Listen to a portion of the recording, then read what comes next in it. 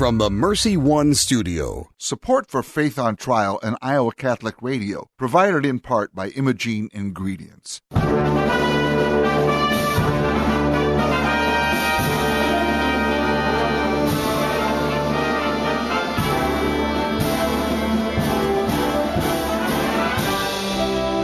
Our freedom of conscience and religion is being challenged by laws and regulations imposed by secular society. It's time to hear from the top Christian litigators in the nation who have come forward to tell us the truth and help us defend our faith. Hear ye, hear ye. All rise. Faith on Trial with Defender of the Faith, Deacon Mike Mano, is in session. And good Thursday morning from the Mercy One Studios in West Des Moines. I'm Deacon Mike Mano, along with my co-host, Gina Noel. And I think we've got a good show for you today. Gina, are you there? I am here, by phone. Gina is in, I don't want to say you're in quarantine, but you're... I am in quarantine. Quarantine, I guess? I'm giving that virus a chance to not be spread. How about that? She's in timeout. I'm in timeout. You're in timeout. That's right. And just so the listeners know, I've washed my hands, Cloroxed the phone and the keyboard on the computer, pen and my highlighter, so we're ready to go. Good. That's fine. All right. Where did we leave off last time, Gina? It's been quite a while since we last met here at Faith on Trial. But surprisingly, in the year and a half we've been off the air, some of these issues still have not been resolved. And there's some new ones that have come up. Absolutely. It'll be good to share. And we're going to talk about some of them here. Do you have a prayer to open us up with? I do. In the name of the Father, and the Son, and the Holy Spirit, amen. God of peace, bring your peace to our violent world, peace in the hearts of all men and women, and peace among the nations of this earth. Turn to your way of love those whose hearts and minds are consumed with hatred and fear. Strengthen us in hope, and give us the wisdom and courage to work tirelessly for a world where true peace and love reign among nations and in the hearts of all. Amen. Amen. Thank you very much. Should remind everybody that we have a question or text line. It's 515-223-1150. If you have a question or comment, just text it in or call it in, and I will try and figure out how to open it up when it gets on this end of the line. Well, I think we got an interesting program for today. First, we're going to talk about the Little Sisters of the Poor and get some updates on what's going on with them.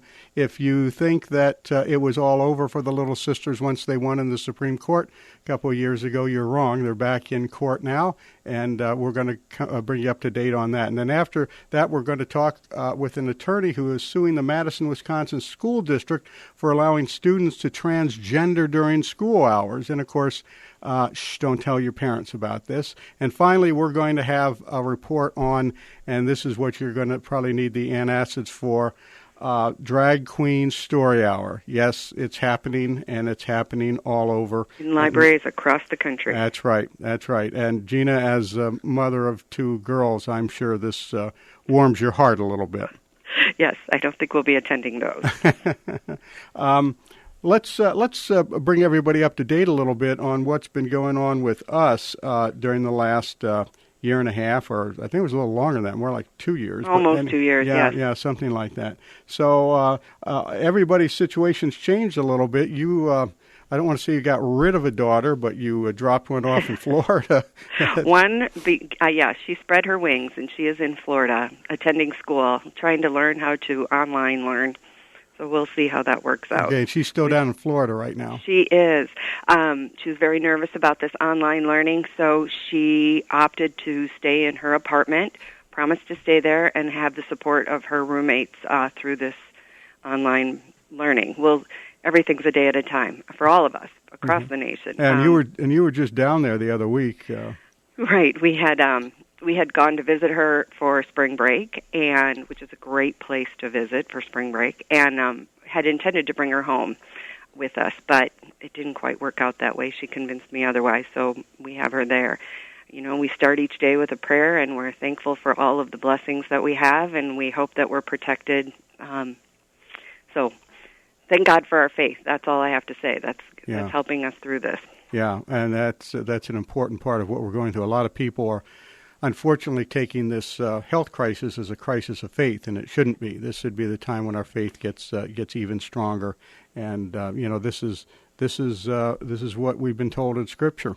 I'll tell you what, I've never had time for daily Mass, or I've never made time for daily Mass. And I shout out to Father PJ over at Christ the King. I am enjoying these 8:30. I start my day with a cup of coffee and Father PJ doing and attending Mass. And, I'd always heard about the spiritual communion, but it has had a whole new meaning for me, and I love it. I absolutely love it. I'm really thankful for this time to grow in faith. Yeah, and I was watching TV the other day, and Luann usually reads a lot of time while I'm watching TV, and so seeing her nose down into something didn't bother me at all. And then all of a sudden, after a while, she looks up and she says, "And peace be with you." she was watching a Mass at the Sacred Heart, and so she was on her phone. Yeah, on her Kindle. phone. Yeah. Mm-hmm. So that's interesting. It's wonderful. Yeah. It's a wonderful opportunity. Well, we've been told, turn our face toward God and ask forgiveness for our sins, and He will look on us and smile and cure our land. And that's what we're hoping happens now. We pray for that, sure. Yeah, and of course, the problem that I'm having is I'm used to being there at the altar when Mass is being said, and I've been off the altar now for a while, and it's difficult. I'm supposed to be taking communion out to the homebound and to the people in the hospitals and nursing homes, but of course all of that has been nixed right now, so I think the best we can do is perhaps get some phone numbers and call people that might be sick and try and talk to them. A lot of people, I'm sure, out there are very lonely, and they'd like to hear from us. We're all being given a chance to sacrificially share our love with each other by not connecting, starving that virus so that it will die out. And I'm hoping that no one is injured or hurt by this isolation and effort. Right. Some of the people we really have to pray for are the healthcare workers, nurses and aides and doctors in hospitals and clinics around the country that are dealing with this every day. And some of them are endangering, or at least putting their health in danger by doing what they're doing. And we've seen reports of some healthcare workers getting ill with this virus. So we want to especially keep those people in our prayers. And then all the other people that have to get out and do something, all the first responders, the police officers, the firemen, all those people that have to get out. And really, some of those jobs have been dangerous to begin with, and now they're even more dangerous because you just don't quite know what you're going to run up against, even when you're going to the scene of an accident to help somebody out. So want to remember all those people in our prayers. Exactly. And, this is faith on trial, so I do want to mention that the courts have had to have a shift in the way they operate. They're doing cases on emergency basis only, a lot of judges from their homes on phones, nothing with, obviously, a jury. That's more than 10 people, right, Mike? Yeah. And then the Supreme Court took a step of delaying more than a dozen cases scheduled for March and April. Yeah, there are special orders out from the Supreme Court about what to delay and what not to delay, and I know I had a court hearing scheduled for Monday morning that was canceled Monday morning, and I think the judge there was kind of like you, in quarantine or in timeout or whatever, waiting for his 14 days to expire. So it's interrupting a lot of court activity. It's also interrupting a lot of legal activity too, because it's difficult for lawyers to deal with their clients and to meet with clients during this time too. Matter of fact, the Bar Association just had an online seminar about that the other day, how we can get around some of those things. Well, and those that are incarcerated that want to go back to their families, they can't meet with judges to, invoke the process to be released. And, that's a special kind of awfulness for them. Yeah, I have, speaking of incarceration, I have a guy that was, we're doing RCIA with him, and he was picked up on a probation violation, minor thing, but he's in one of the correctional facilities, and he was planning, we'd made arrangements for him to complete his RCIA program there, but now the deacon and the priest can't get in to see him. So that's kind of on hold, and so we'll see what happens here. Yep. So those are some changes that will affect some of the things we talk about today and in the future. It certainly will, especially when we talk about this Madison school thing. Schools are probably closed up there, so a lot of this isn't going to make a whole lot of difference right now, except for the precedent that it's going to set. I'm glad you brought that up, because I'm hoping to ask the attorney how this is going to work with these students who are now with their parents all day, every day, well, that they're being told to keep secrets from. Yeah. Well, the problem with keeping secrets from the parents, all you need is one student to tell their parents something. You got a lawsuit now. Exactly. Yeah. Exactly. Any time you're told don't tell your parents, there's a problem. There's a problem there. There's a problem absolutely there. A problem. There are a couple other things that are going on that might make you aware of. First of all, the California Teachers Association has changed its policy allowing students there to receive birth control and sex change hormones without parental permission. I find this story very interesting. I had to dig into it a little bit, because the schools in California are beginning to add, some of the districts are being allowed to add healthcare clinics right in their schools, which at first blush is a very good idea, right? Very convenient for the parents, and funded with Title X funds and some state support. But they're taking it a step too far. And I looked at the board members of this initiative, and of course there have abortion clinics all over, family planning clinics all over the. Oh, sure. Abortion is part board. of health care, remember? That's right. They say, yeah. And so now they're in these clinics. They've been around since 2013, 2014, but more recently now they've decided to add things like, give the kids the birth control without the consent of the parents, or now they're moving towards hormone sex change therapy with the students without the parents knowing. I think I'd be a little alarmed if chemicals were being introduced into my child without my knowledge or permission. Mm-hmm. Yeah, and there's a lot of literature on that now, and it is starting a national debate on that. Here's what the Teachers Association says.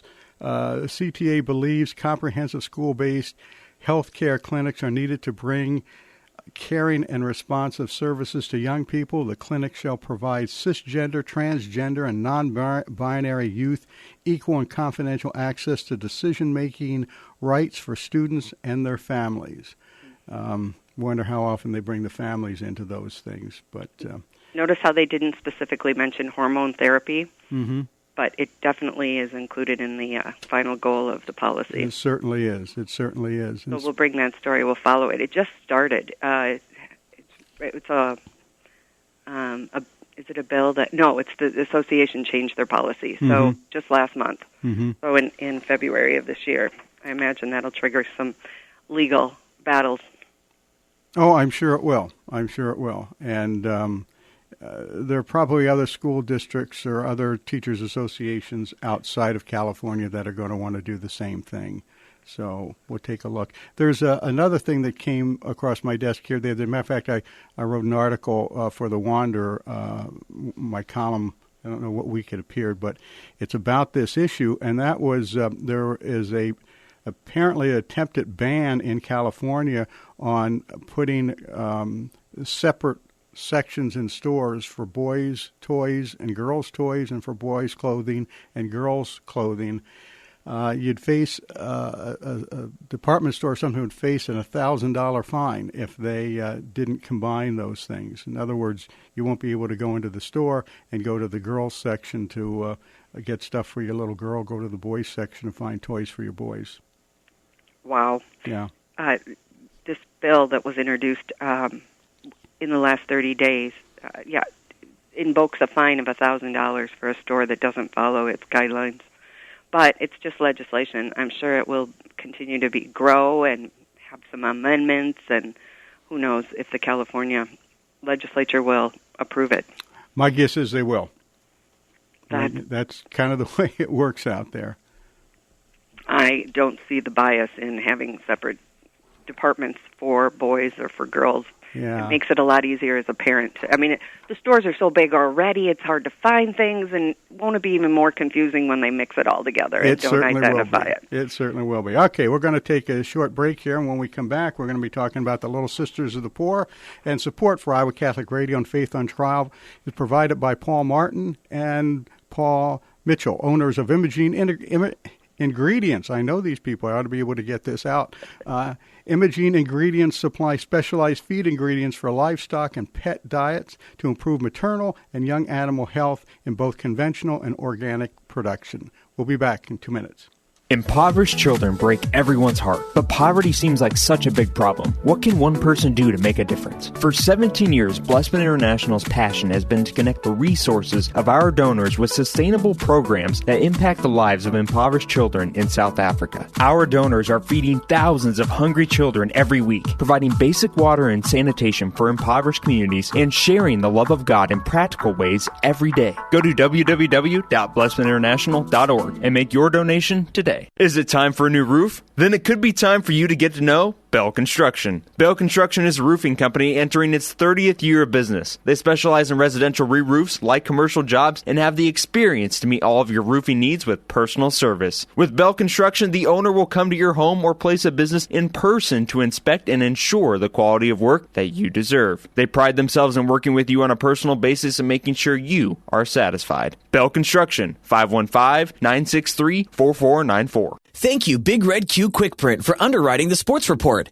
Family owned and operated since 1980, Big Red Q Quick Print is a full-service print shop ready to help you with all your printing needs with speed and accuracy. Forms, manuals, brochures, letterhead, envelopes, business cards, custom invitations, design, and bindery. Big Red Q Quick Print, located across from Merle Hay Mall. Online at bigredq-desmoines.com.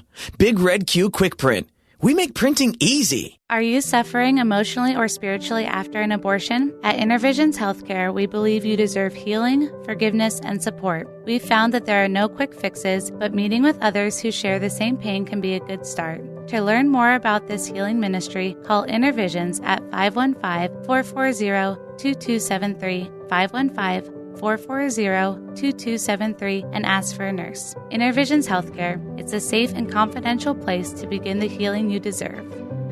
What is the best gift ever? Well, some might say a Catholic education, and I agree. But if you think you can't afford Catholic education, think again. Apply for CTO, and you could receive up to half your tuition for kindergarten through 12th grade. More information is online, ctoiowa.org. The bottom line, it's for the kids and their future. Support for Dowling Catholic Sports 365 is provided in part by Ashworth Vision Clinic with 2 licensed optometrists, Barbara Sheets, a Dowling Catholic graduate, and Dr. Todd Pedig. The Ashworth Vision Clinic team provides complete eye exams, contact lenses, glasses, glaucoma testing, and pre- and post-operative care. Ashworth Vision Clinic is located at Ashworth and 60th Street in West Des Moines. 515-440-4610. Online at ashworthvision.com.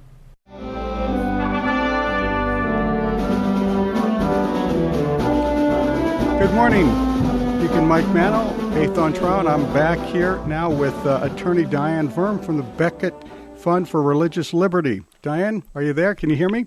Yes. Hi, Mike. Thanks for having me on. Oh, happy to have you. Glad you could make time out of your day to join us here. We thought a year or so ago, maybe it was 2 years ago, that the Little Sisters of the Poor were out of the weeds after the Supreme Court victory, but that didn't turn out to be the case. That's right. So in 2016, the Little Sisters went to the Supreme Court after their ministry was threatened by the federal government with a mandate that would have forced them to provide abortion drugs in their employee health care plans or pay millions of dollars in fines. The Supreme Court protected them from those fines and told the government to find a solution that would respect the Little Sisters' beliefs. The government did that. It issued a religious exemption, but now the Little Sisters are back in court. They're back at the Supreme Court defending their exemption from the state of Pennsylvania and New Jersey. Those states are arguing against the Little Sisters' religious exemption, despite our country's rich history of accommodating religious objectors. And as I recall, the Little Sisters had to intervene in that case, didn't they? That's right. It's sort of a crazy situation when you have states suing the federal government, telling the federal government that they have to force nuns to provide contraceptives to their employees, but that's where we are right now. Okay. So the Little Sisters intervened in that case after the states sued the federal government. Okay, now I think, was California not involved in that too? Yes. So New Jersey and Pennsylvania brought one lawsuit. California and a bunch of other states brought another lawsuit. So the California case is ongoing. That one's also waiting at the Supreme Court for this case to go on. And one, I think, had a nationwide injunction, and one had that's right. Circuit injunction. That's right. In this case, that's at the Supreme Court now from Pennsylvania. The district court entered a nationwide injunction that was upheld at the appellate level. So that means that the government is being told you can't enforce this rule, you can't enforce the religious exemption anywhere in the country. But they also have all these cases across the country protecting religious organizations from all the lawsuits that religious organizations brought to protect their religious liberty back when the mandate was enforced. Now, this has been appealed back to the Supreme Court, correct? That's right. So the Little Sisters are back at the Supreme Court. The court is going to hear the case on April 29th. Okay. And assuming we're all out of quarantine by then. That's right. We it's still on the calendar, but we know to prepare for anything right now. Now, my co-host Gina is good morning. In quarantine, so she may pop in with a question here. Go ahead, Gina. Well, the Little Sisters have been fighting for quite a while on very many levels. How does that affect us? How do these cases affect us as Americans, as women in corporate America?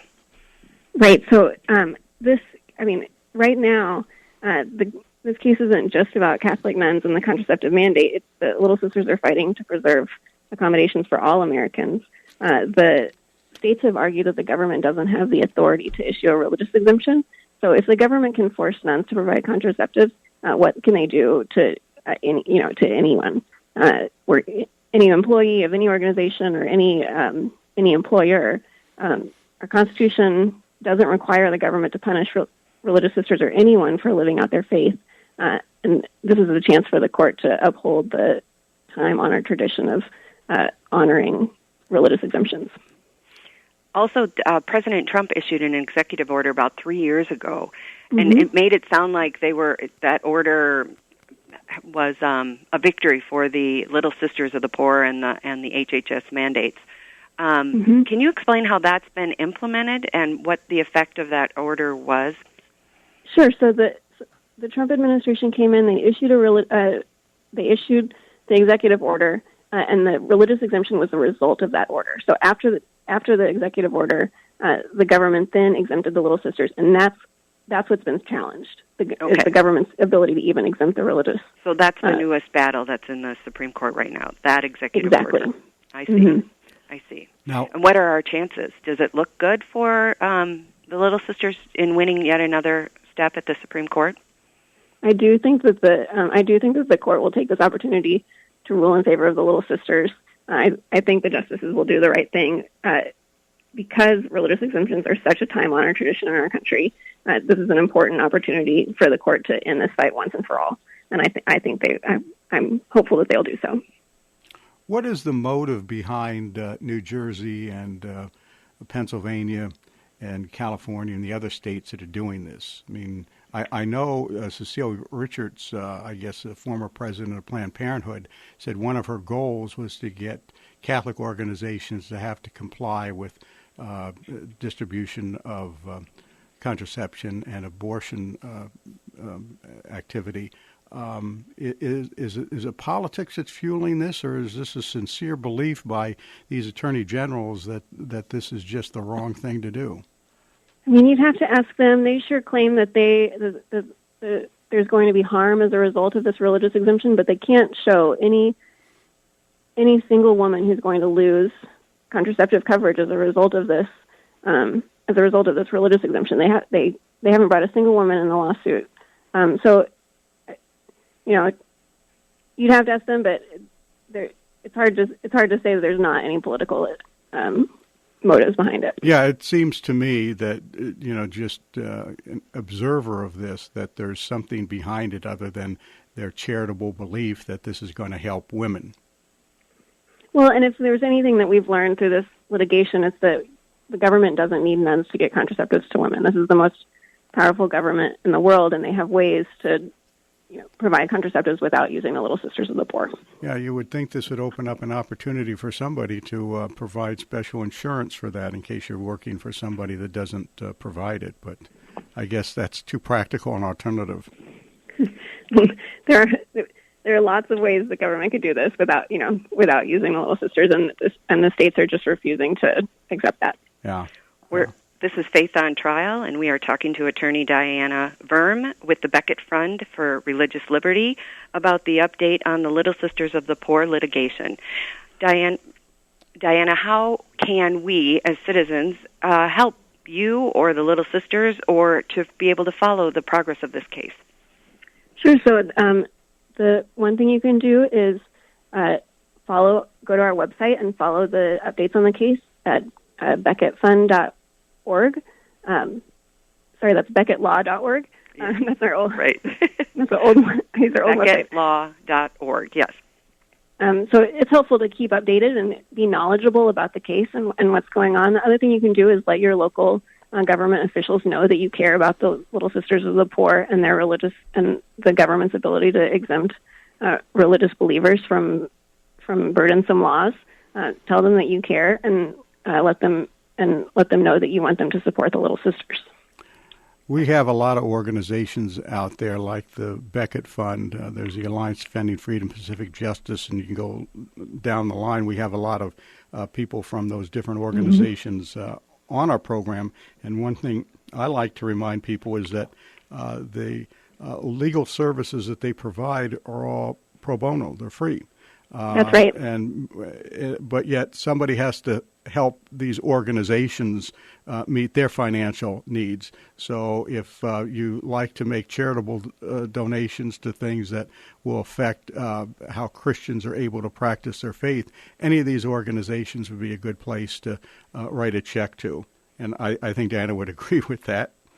Thanks very much, Mike. Certainly. And I also just would love to add that long before they were heroes for standing up for religious liberty, the Little Sisters of the Poor were heroes for their service to the elderly, poor, and dying, who are truly the most vulnerable among us, especially in the midst of this pandemic. So they covet your prayers and your support as well. And that's something I think we sometimes overlook, what the Little Sisters of the Poor actually did. They've been around for, a couple hundred years, 150 anyway, and they specialize in working with the elderly poor and people who are in need of assistance, medical assistance and physical assistance in their elder years, senior years, I guess, and yet we have people in the government that are literally trying to shut them down over contraception and abortion. That's right. Well said, Mike. Yeah. Diana, thank you for joining us today. We certainly appreciate your time and effort, and we want to remember the Becket Fund. That's becketlaw.org if anybody needs to get a hold of the Becket Fund or want to follow what's going on. They have a great website, by the way, that lists all of these lawsuits that they're involved in and other people are even involved in, and it's a good place to go and get updated on all of the activities that are going on there in our name, really. Diana, we appreciate your joining us today. God bless you and your work, and we'll probably be talking to you again before all this is over. Thank you. God bless you, too. Stay safe. You. Mike, I love their website because sometimes when you tell me about these cases, I can't even believe that something has happened like that. When I go to their website, it's all there in black and white, the legal documents, the case notes, the amicus briefs, the details. Their website is very helpful. Yeah, and very helpful for me too, doing research. Exactly. Don't want to mention this too much because all the people that are listening that read my column in The Wanderers are going to wonder now, where do you get that information? Now they know. I like to think that that I know all these people. I don't really. But anyway, we're going to take another 3-minute break, and when we come back, we're going to talk about the Madison School District policy on transgenderism. This is interesting. Is it time for a new roof? Then it could be time for you to get to know Bell Construction. Bell Construction is a roofing company entering its 30th year of business. They specialize in residential re-roofs, like commercial jobs, and have the experience to meet all of your roofing needs with personal service. With Bell Construction, the owner will come to your home or place of business in person to inspect and ensure the quality of work that you deserve. They pride themselves in working with you on a personal basis and making sure you are satisfied. Bell Construction, 515-963-4494. Are you suffering emotionally or spiritually after an abortion? At Intervisions Healthcare, we believe you deserve healing, forgiveness, and support. We've found that there are no quick fixes, but meeting with others who share the same pain can be a good start. To learn more about this healing ministry, call Intervisions at 515-440-2273, 515-440-2273, and ask for a nurse. Intervisions Healthcare. It's a safe and confidential place to begin the healing you deserve. What is the best gift ever? Giving a Catholic education is at the top of my list. Your contribution to CTO helps families send their children to our Catholic schools who otherwise could not afford it. In giving to CTO, you receive the best tax credits ever. Pledge or donate online at ctoiowa.org. The bottom line, it's for the kids and their future. Support for Dowling Catholic Sports 365 is provided in part by Ashworth Vision Clinic with 2 licensed optometrists, Barbara Sheets, a Dowling Catholic graduate, and Dr. Todd Pedig. The Ashworth Vision Clinic team provides complete eye exams, contact lenses, glasses, glaucoma testing, and pre- and post-operative care. Ashworth Vision Clinic is located at Ashworth and 60th Street in West Des Moines. 515-440-4610. Online at ashworthvision.com. Thank you, Dental Associates, for underwriting Dowling Catholic Sports 365. With over 40 years' experience, Dental Associates is a group dental practice with the mission of promoting optimum health and well-being to all patients, providing preventative, restorative, and cosmetic dentistry for the entire family. Message underwritten by Dr. Kenton Gleichman, Dr. Steve Karbaka, Dr. Christine Mulcahy, and Dr. Ben Nagel. Dental Associates, addressing your smile, needs, and dreams. Online at DesMoines-DentalAssociates.com. Here's your forecast on Iowa Catholic Radio. We've got low pressure on the way, and that'll increase our rain chances by tomorrow into Saturday. For today, just cloudy, and we'll be in the low 50s, maybe a rain shower overnight and down to about 45. Looks like mid-50s tomorrow, cloudy, windy, and a good chance of rain. The weather is brought to you by Divine Treasures, a Catholic book and gift store serving the Des Moines community for over 25 years. I'm meteorologist Steve Hamilton on Iowa Catholic Radio.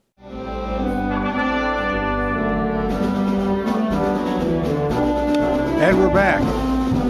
There is litigation in the city of Madison, Wisconsin now over a district policy that allows students to transgender during school hours.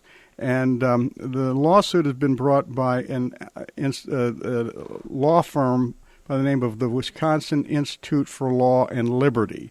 And Luke Berg is the deputy counsel for the Institute, and he's the lead attorney in the lawsuit over the Madison policy. Luke, welcome to Faith on Trial this morning. We're happy that you could join us and fill us in on what's going on. And due to the coronavirus, my co-host is remote, but she'll be chiming in by phone. So, good morning, Luke. Thank you for having me on. Certainly. We're all working remote now. Yeah, I think so.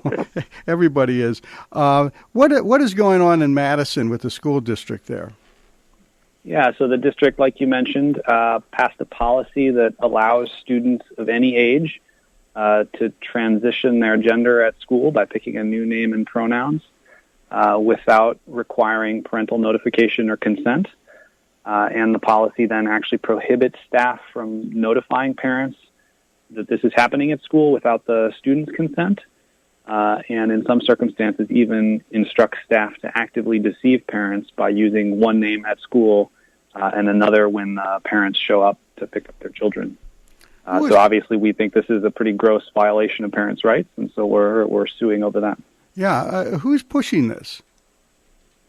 So there's some groups around the country that have been encouraging schools to adopt this as a policy, as though it's a model policy. And I know Madison is not the only school district. And so, yeah.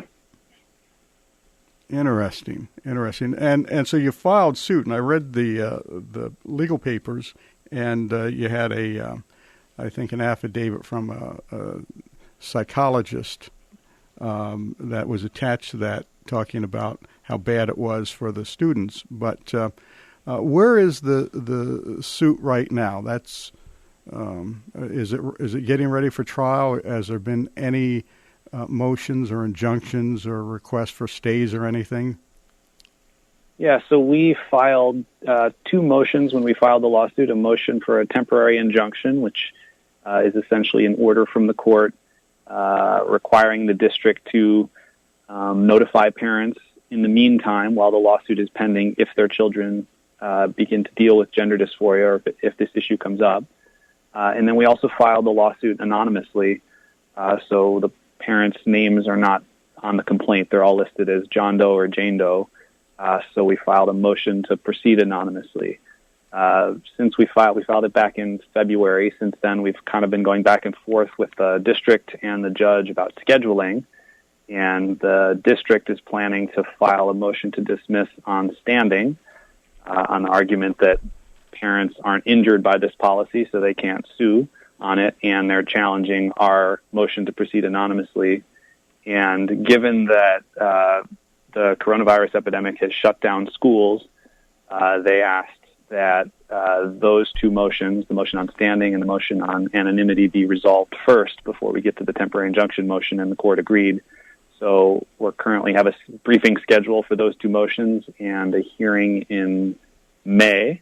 And if the court says our case can go forward, then over the summer the court will schedule a hearing on the temporary injunction motion. Okay, where else is this being done? You indicated that there were other places where school districts were adopting the same type of policy. I haven't done an extensive survey nationwide. I know the state of New Jersey has adopted this as a policy. The whole state? Statewide? I think the whole state, yep. Oh, my. I think the whole state. It may not be quite as explicit as the Madison policy. I don't know if their policy has a statement about deceiving parents, but I know that the view in New Jersey and among a bunch of other school districts is that students have a right to make this decision, and they have the right to make it on their own without parental involvement. And if they don't want their parents to be involved, schools should facilitate that. So this cuts out parental involvement in what are major lifestyle decisions that these children have to make. Right, which is totally contrary to the norm, right? Yes. I mean, schools include parents in every single little decision from, whether you can't take an aspirin at school without parental permission, right? You can't go to prom. You can't go on field trips without a permission slip.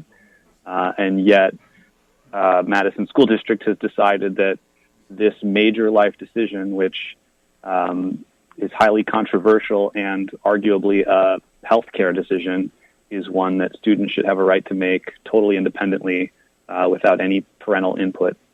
Now, does this extend to taking the children to counselors and physicians to talk about these things?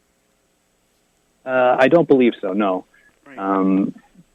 State law requires informed consent for medical care, and the school can't provide that. And that's actually part of our argument, is that when a child is dealing with gender dysphoria, that can be a very serious mental health condition with all sorts of other comorbidities, as they say, such as depression and right. Suicide risk and the like. And so professionals who work in this industry recommend that a child who presents with gender dysphoria be evaluated to see if there are other psychological needs, and the school doesn't have the authority to provide informed consent for that, and that's part of why parents need to be involved, so they can have their child professionally evaluated to see if they need help for other issues unrelated to gender dysphoria. Now, in some states where children suffer from gender dysphoria, counselors are prohibited from really meeting their needs. They have to, I guess, reinforce their, gender identity as opposed to trying to help get to the bottom of what the problem is. Is that law in Wisconsin?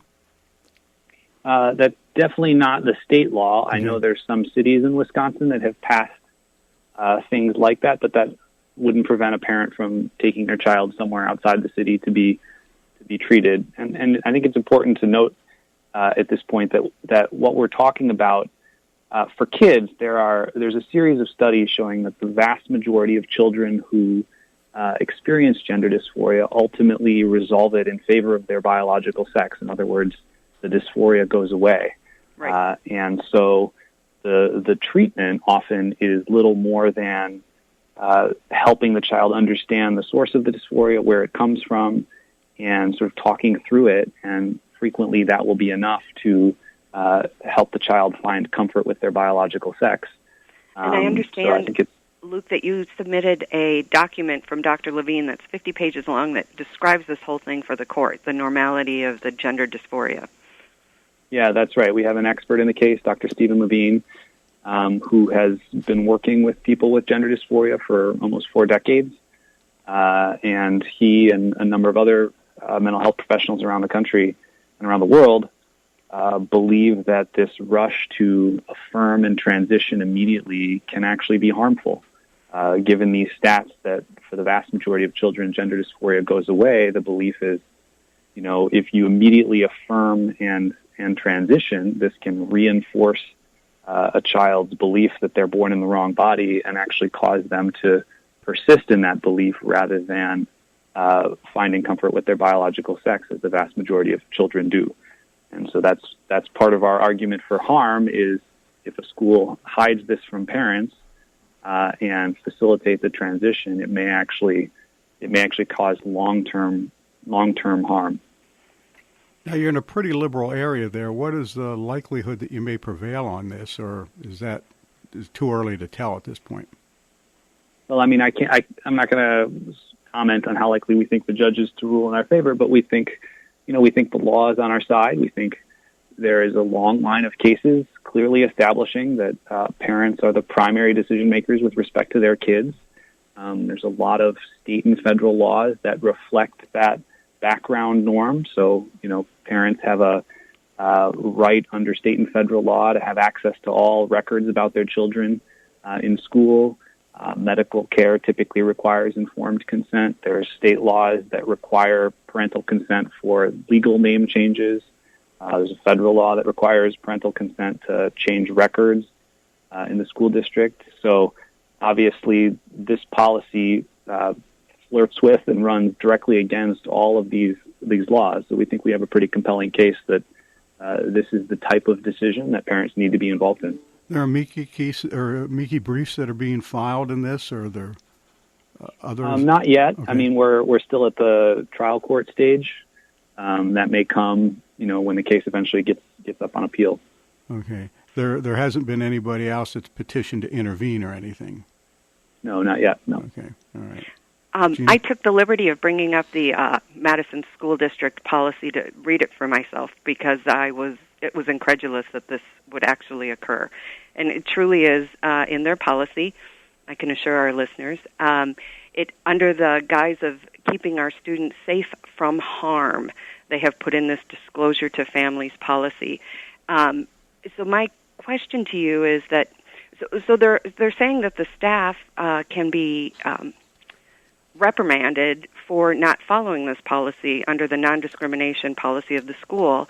They're telling the teachers that all correspondence to the parents need to be under the student's biological gender, but during the school hours, they are to affirm the student's name and pronoun in the school setting. Right. How do teachers of faith and those that like to be living in reality and truth live with this kind of a policy?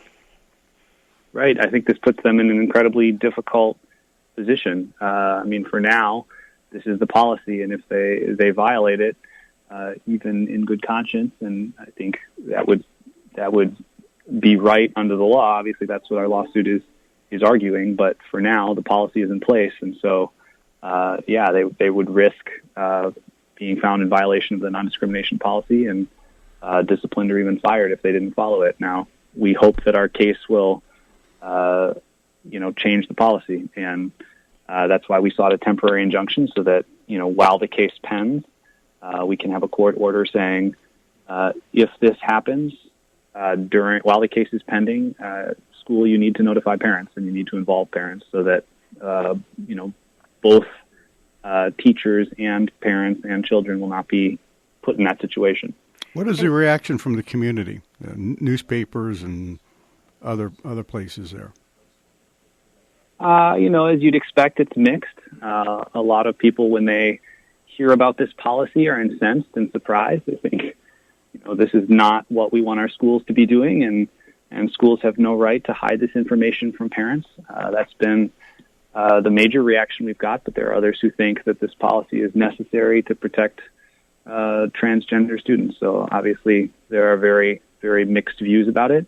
But I would say the majority of the reactions we've heard have been on our side.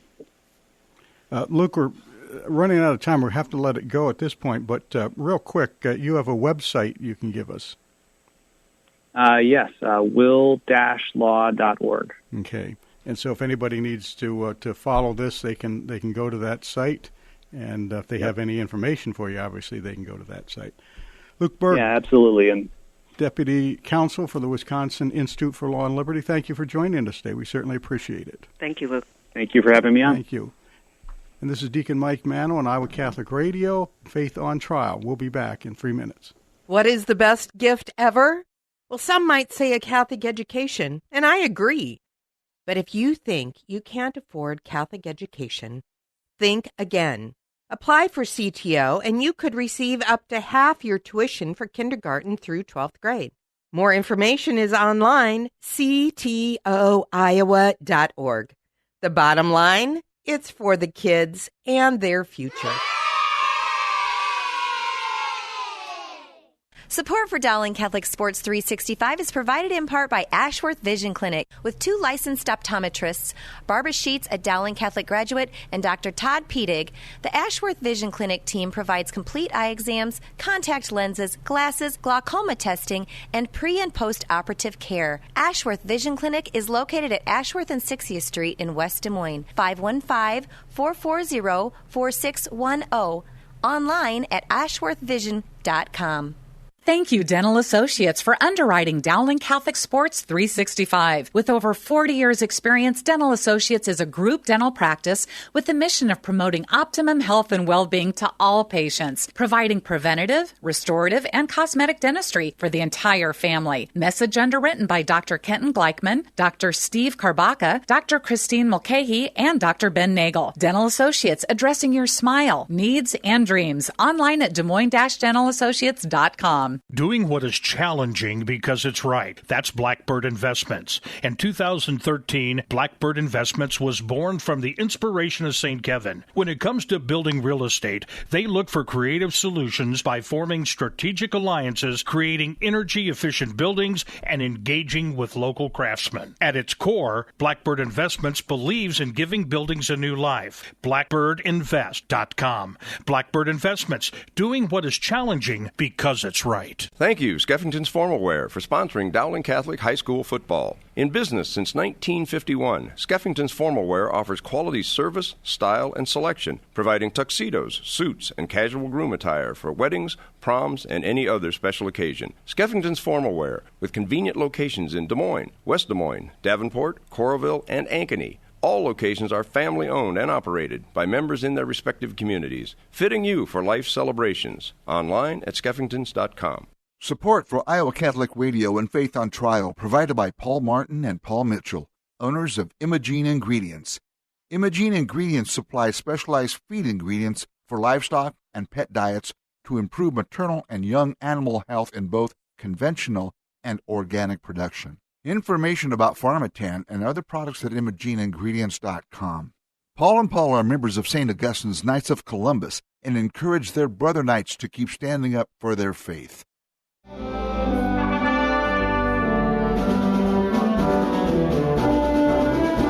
All right, this is a segment that I warned people you might want to have a bottle of antacids with you to listen to. Arthur Schaper is the Director of Communications at Mass Resistance. He's coming to us from Los Angeles. And Arthur, Drag Queen Story Hour. What in the heck is going on? I know, exactly. Just the fact that those 4 words exist in a phrase is just disturbing in itself. what we have here is a regressive, humanistic, LGBT, even satanic agenda. Satanic is a good word. It is, and it's totally appropriate. This is not it's not exaggeration. Many of the drag queens that our organization has exposed have massive open connections with the occult, and occult practices are heavily promotional towards homosexuality and transgenderism. We are seeing this perverse agenda forcing its way into public libraries and even into private establishments. There are quote-unquote churches that are allowing drag queens to read to kids.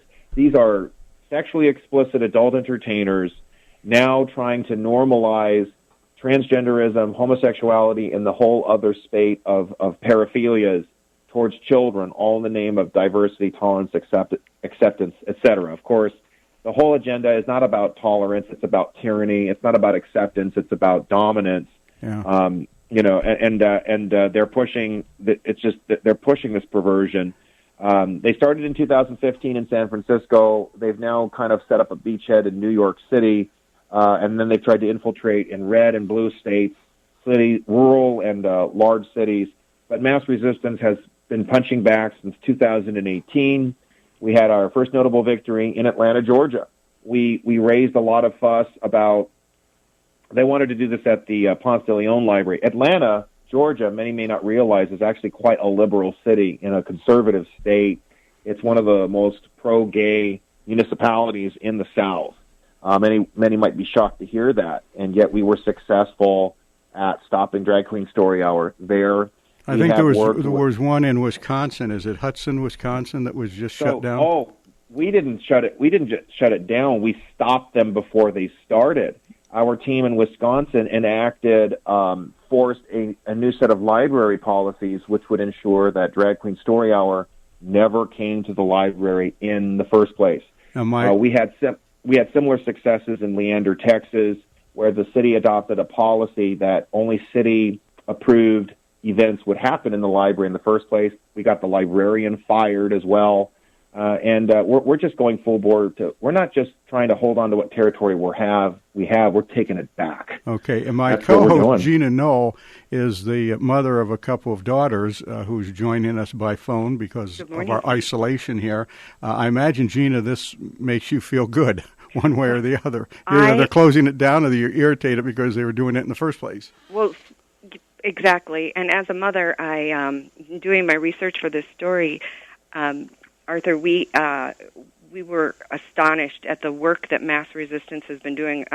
First of all, you're everywhere, and this policy is everywhere, which made I couldn't find anywhere that identified a central organization that is pushing this effort or promoting this effort. Is there a central organization, or are these just, hey, that sounds like a good idea, let's do that in our city? Yes, well, there's dragqueenstoryhour.org, there's the website, but it is so shocking and disgusting. The American Library Association, it's a private institution, but that gets a lot of public funding, based in Chicago. They are explicitly pushing this Drag Queen Story Hour agenda. So they're having the libraries reach out to their communities, looking for people, drag queens who might participate in this.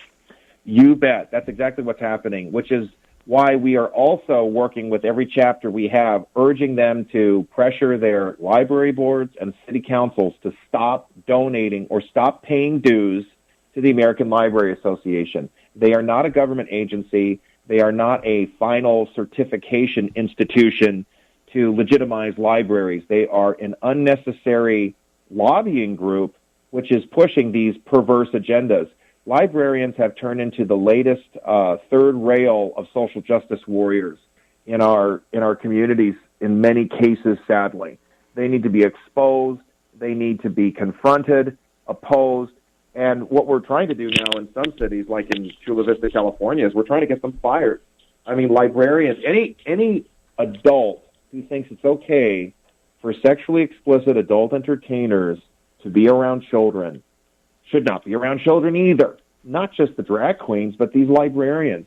They need to be put to shame and put out of the library. And some of those performers have histories of criminal activity involving children. Oh, brother, thank you for bringing that up. Yes, mass resistance, we discovered at the Houston Library, Fried Montrose specifically, not one, but two of the drag queens were registered sex offenders. The first one exposed, Alberto Garza, had sexually assaulted an 8-year-old. And it was fully, it was still fully available to anybody doing a background check. The second one, Arthur, we're not going to have time to get into all of them here because we're running out of time. But I do want to give you an opportunity to give us your contact information. Oh, of course. To anybody listening, we want to help you fight the pro-family fight and stop this LGBT agenda. You can contact our main office in Massachusetts. Our phone number is 781-890-6001.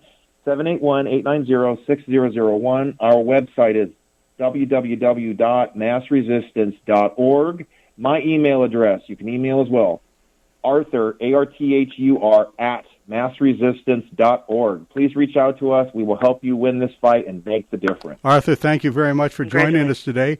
And that's about all the time we have right now. I do want to end with our prayer to St. Michael. St. Michael the Archangel, which we need right now, as you can hear. Thank you. Defend us in battle, be our protection against the wickedness and snares of the devil. May God rebuke him, we humbly pray. And do thou, O Prince of the heavenly host, by the power of God, thrust into hell Satan and all the evil spirits who prowl about the world, seeking the ruin of souls. Amen. You've been listening to Faith on Trial on Iowa Catholic Radio. We will see you next Thursday when we will be talking about the Planned Parenthood body part scandal. Our freedom of conscience and religion is being challenged by laws and regulations imposed by secular society. Faith on Trial, with Defender of the Faith, Deacon Mike Mano. Faith on Trial, Thursdays at 10 a.m. on Iowa Catholic Radio, iowacatholicradio.com, and the Iowa Catholic Radio app. Support for Faith on Trial and Iowa Catholic Radio, provided in part by Imogene Ingredients.